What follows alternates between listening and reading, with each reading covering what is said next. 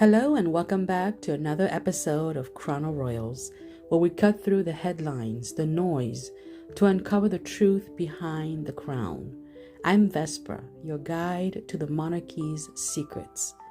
Today, we're deep diving into a story that has set Royal X ablaze. King Charles strips Prince Andrew of all titles. But hold up, self-proclaimed royal experts like Paula Matanovich, who claims to be a hardcore monarchist, is out there gloating things like, "See, I told you so," claiming Charles had this power all along, but was too weak and complicit to act. Here's the truth. She's not right, not even remotely close. This wasn't Charles flexing some unchecked royal muscle. It was a rare political vacuum where the Labour government stepped aside, handed Charles the keys, and said, "Your Majesty, do what you must." So let's break it down, the facts, the power play, why Andrew's war medals were spared, and why Matanovich's narrative and the hype around Prince William is a slap in the face to a king mentored by the greatest monarch of all. So buckle up. This is Chrono Royals, and we're going to be exposing the real story. However, definitely pay attention because this is going to help you understand what happened behind the scenes and before the world.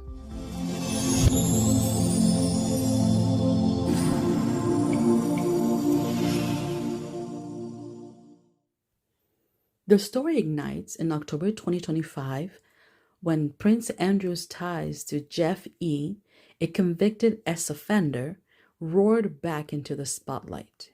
A posthumous memoir by Virginia Giuffres, one of Epstein's accusers, hit the shelves on October 21st after her tragic death, sparking a firestorm. Andrew has always denied the allegations, but the public wasn't buying it.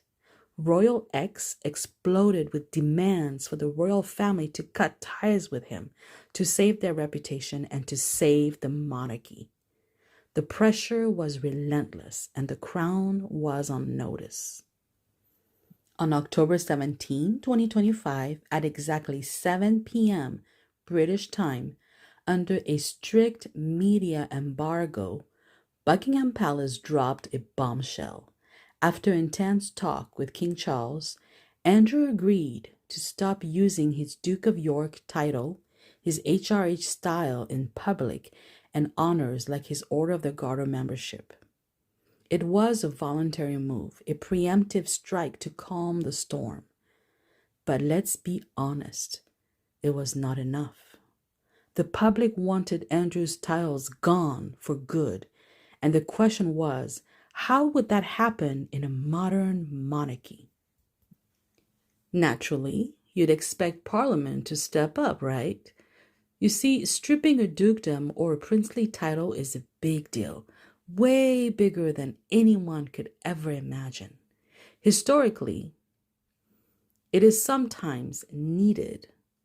A law like the Titles Deprivation Act of 1917, which revoked titles from royals who backed Germany during World War I. In mid-October, MPs like Stephen Flynn from the SNP and Rachel Maskell, formerly of Labour, pushed hard. On October 22nd, Maskell tabled a private member's bill to force a debate on removing Andrew's titles and his right to live at Royal Lodge. But on October 23rd, the Labour government changed the game. In a press briefing, the Prime Minister's official spokesperson at number 10 laid it out. No debate, no new laws. They said Parliament had bigger priorities like the economy and foreign policies, and noted Andrew had already stopped using his titles on October 17 as per Buckingham Palace's statement that was released. So, in the House of Commons, Sir Alan Campbell, the Labour MP and leader of the House, backed this up, declaring the titles were primarily a question for His Majesty. They didn't just step aside. They handed the keys to King Charles, saying he could act as he sees fit and calling his authority absolute in these matters. Then, Culture Secretary Lisa Nandy later praised King Charles' actions as brave and right. That was on October 30th. This was the moment that unlocked the king's power to act decisively. So, how did Charles pull it off? It's all about the royal prerogative, special powers the monarch holds, even in a democracy where Parliament usually runs the show. These let the king control royal titles, HRH styles, and honors without needing a vote. And this is where I will give Paula Matanovich 10% of being correct. I stand by 80% of her being wrong and her reasoning behind it, which makes her technically entirely wrong. But I will always give credit where it is due, 10%. So let's walk through the timeline. On October 30th, Charles issued a royal warrant ordering the Lord Chancellor, David Lammy, to erase the Dukedom of York from the peerage roll. Purely administrative, no parliament needed. Then, on November 3rd, he went bigger and further. Letters patent under the Great Seal stripped Andrew's HRH style and his princely title. Here's the deal. Being a prince is not an untouchable birthright. It is a title granted at birth to certain royals under rules like King George V's 1917 letters patent. Charles proved he could revoke it, leaving Andrew just as Andrew Mountbatten Windsor, now a private citizen. By November 5th, it was official, published in the London Gazette. Charles didn't stop there. He also terminated Andrew's lease on Royal Lodge, forcing him out of his lavish Windsor home. And on November 2nd, working with Defense Secretary John Healey, Charles stripped Andrew's honorary naval rank of Vice Admiral, a title he'd held since 2015. But here's where King Charles showed nuance. He spared Andrew's South Atlantic Medal, earned for his real service as a helicopter pilot in the 1982 Falklands War. Why? Well, stripping an earned medal would have been a bridge too far. You see, veterans like Simon Weston, who was severely injured in the war, called it morally indefensible to take it away. A YouGov poll from early on this month, November, showed 43% of the public agreed, and with only 36% wanting the medal gone. Charles drew a line, respecting Andrew's bravery while cutting his honorary ties. This wasn't weakness, it was a strategic balance. Now, let's tackle Paula Matanovich's overly inflated ego. You see, she's been shouting that Charles had these powers all along, but was too weak and complicit, protecting his brother until the very last minute. She's gloating, "I told you so." And yes, she's again 10% right. Charles, in a way, did have these powers tucked away under royal prerogative. But here's where she's dead wrong. Having the power doesn't mean you can use it whenever you want. You see, in a constitutional monarchy, the king cannot just snap his fingers and strip titles without risking a political firestorm. Revoking a princely title, often seen as a birthright because it is granted at birth, could have been called a power grab, sparking accusations of overreach in a democracy where parliament is supreme. Paula ignores this. She dismisses this and paints King Charles as weak when he was navigating a delicate system she chose to ignore. And as if this wasn't bad enough, Matanovich and a swarm of sensationalist royal YouTubers and the mainstream media took it even further. Because you see, once King Charles swung the axe, they showered praise on Prince William, as if he was the strong-willed hero who defied all odds to make it happen. They claim William, with his iron will, pushed his supposedly timid and spineless father to act. That is the greatest insult of all. Now, don't get me wrong. Prince William is definitely strong-willed minded. He's definitely a game changer. Prince William knows what he wants, but he also knows what he cannot do, at least not yet. So let's get this straight. This was Charles' doing. He's the king, mentored for 70 years by the late Queen Elizabeth II, the greatest modern monarch who knew the constitutional monarchy like the back of her hands. Charles is no fool. He's no weakling. He knew exactly what he could and could not do as a constitutional monarch. Stripping Andrew's titles wasn't about emotions. It was about timing and power. The public and these ill-educated YouTubers bought into the myth that Charles needed William's push to make it happen because they didn't grasp the constitutional obstacles I've just laid out. King Charles was not complicit or covering for Andrew. Look at the history. In 2022, under Queen Elizabeth II, Andrew lost his patronages and military roles with Charles' support when he was Prince of Wales. But stripping Andrew of a dukedom or a princely title, that's a rare, very rare move, reserved for the extraordinary moments under extraordinary circumstances, such as these. The Labour government's refusal to debate on October 23rd, led by number 10 spokesman and Sir Alan Campbell, was the game changer.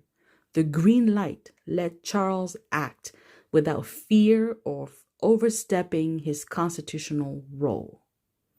William may be strong-willed, pushing for changes as a future king, but this was Charles' call, executed with precision.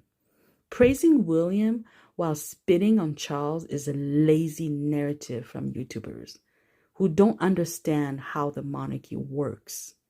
They're royalists. They only praise the ones that they like. They're not going to give you the full story. They're not going to give you the nuance, the balance, the obstacles, the do's and the don'ts, the what they can and cannot do. Again, they're royalists. They only praise those they like. And they're gonna bash the ones that they don't like. And obviously, Paula hates King Charles. She hates King Charles with a passion and fire. She hates Queen Camilla with a passion. To this day, she's still bashing on the Queen consort, as if, she doesn't deserve her place and this and that. I mean, come on, Paula. Are you serious? Are you freaking serious? Sometimes I watch her and I look at her and I read her tweets and I'm like, oh my God, this one, she's just off track. She's got a narrative to sell, and her narrative is King Charles is a bad apple. King Charles is bad, period. She's not going to tell you the real thing. She claims to be a monarchist, but you see, a monarchist is supposed to understand how the monarchy works And she's supposed to tell you the pros and the cons and the good and the bad. But instead, she chose to give you 10%, and then the remainder 80% of the story, she chose to not tell you. She hid it away. She deliberately dismissed it. I don't know why. I don't know why she'd be a proclaimed monarchist when she obviously doesn't know how it works, or she chooses not to tell you how it works. I don't know. It's me. Anyhow, let's zoom back out and let's pull this all together with a 360 degrees recap so we can fully understand what happened, when it happened, and why it happened. In October 2025, Virginia Giuffre's memoir reignited the whole entire Epstein scandal, putting Andrew at the very forefront of everything. And X, along with all of these social media platforms, erupted, demanding Andrew's titles to be axed once and for all, for good. On October 17th, Andrew's voluntary step, which is stopping his usage of titles, was half measure. The Labour government's refusal to debate on October 23rd, backed by Number 10's spokesperson and Sir Alan Campbell's Commons statement, handed Charles the keys to his prerogative power. That, when government stepped aside, gave King Charles access to exercise his full power entirely, literally. That was the gateway to make it happen. Had that not happened, King Charles would not have been able to exercise the removal or to initiate the removal of Andrew's titles and so on and so forth. So he acted fast. A royal warrant on October 30th, letters patent on November 3rd, and by November 5th, Andrew was a private citizen.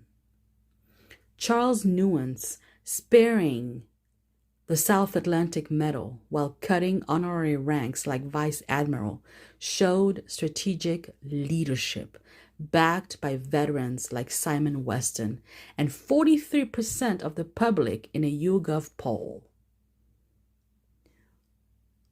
Paula's claim that Charles was weak or complicit is half-baked, okay?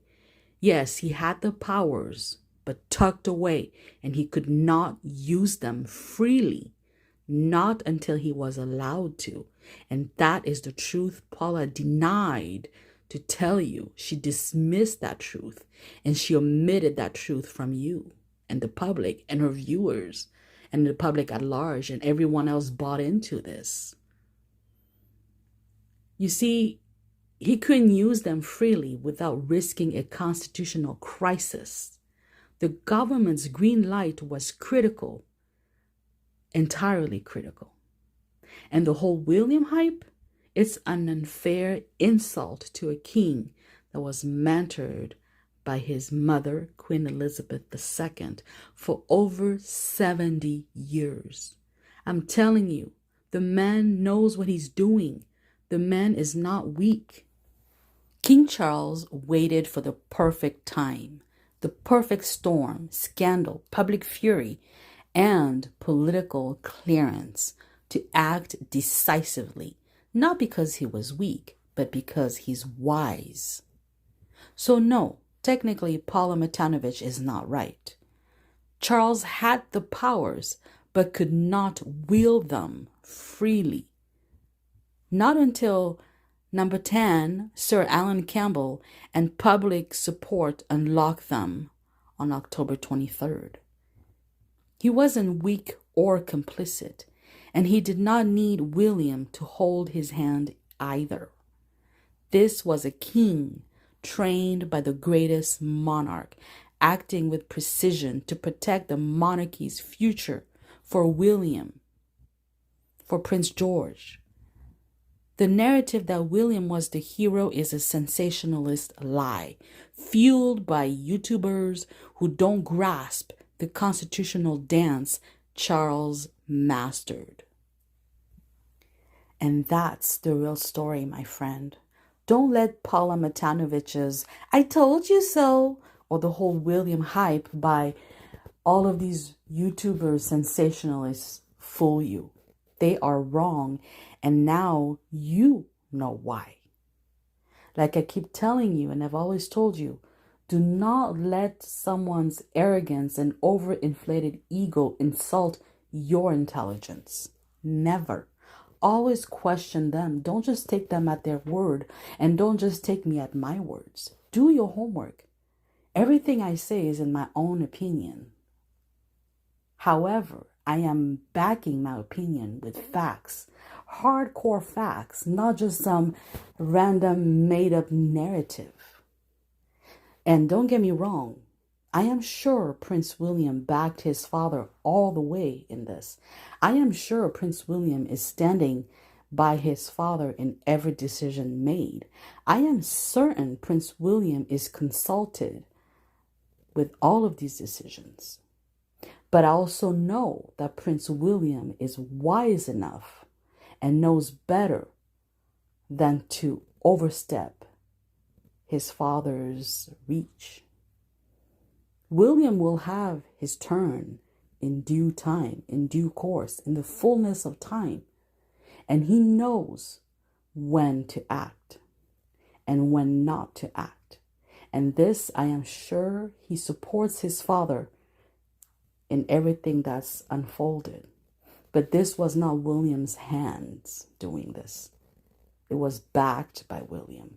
It was consulted with William, and it was agreed with William. The same way King Charles, then Prince of Wales, backed his mother, Queen Elizabeth, in 2022 when she stripped Andrew of his patronages and his military affiliations and so on and so forth. That's what heirs do. That is their role, to support the monarch, not to step over the monarch. And that is a dangerous narrative that all of these fake monarchists and fake royalists are out there trying to spread. Okay? That is a very dangerous narrative because they're trying to paint a son against a father, an heir against the monarch. And that is wrong. That is morally wrong and ethically wrong. But they do it anyway. And why do they do it? I don't know. Beats me. I have no idea. All right, my dear friend. This brings me to the end of today's video. Remember, here at Chrono Royals, we chase the light of truth, revealing the power behind the crown. King Charles III, with the wisdom of Queen Elizabeth, held his royal prerogative in reserve, waiting for the precise moment to act, not because he lacked strength, but because he understood the weight of his duty. As William Shakespeare wrote in Henry V, the king is not bound to answer the particular endings of his soldiers. Charles was not bound to act on whim or haste, but on the alignment of public will, political clearance, and constitutional clarity. His decisive strike was not an act of weakness, but a masterstroke of a monarch who could not act until he could. Let us reject the false narratives of Matanovich and the misguided praise for William. The truth shines as it is.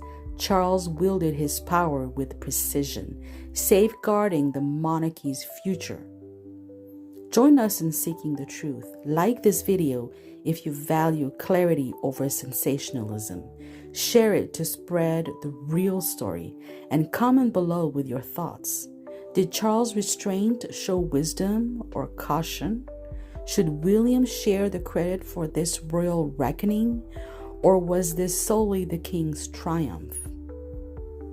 Again, subscribe to Chrono Royals and ring the bell to join our quest for the monarchy's hidden truths.